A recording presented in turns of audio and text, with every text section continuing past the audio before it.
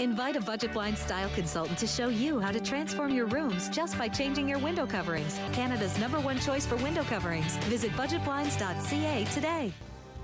This is Newcap News with Jeremy Thompson.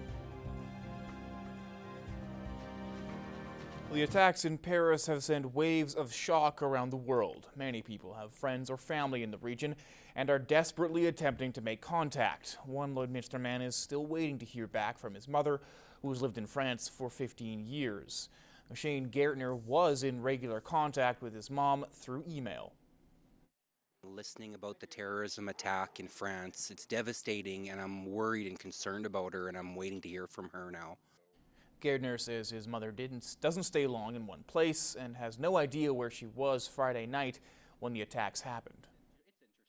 I'm full of worry. I don't know if she's okay or not, and it's one of those things where I just have to keep praying and keep looking at the emails and then just wait and see what happens and go from there. Gertner thinks he'll hear from his mother in the next day or two, but for now he's left to worry. While people around the world begin to mourn, those in Paris do the same. Many Parisians are still attempting to come to grips with what happened. Now, Chris Chacon was able to connect with the Paris resident shortly after the attacks took place. The sound of bombs and gunfires rained throughout multiple locations in the city of Paris Friday night, as over 100 innocent lives were taken.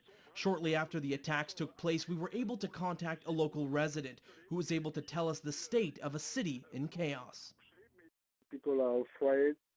They don't want to go outside of their house, and people don't want to go in the street and prefer to stay in their home. Olivier was considering going out for the night. His plans included going from his work at the restaurant Les Grandes Marches to the area of Charonne, a short distance away.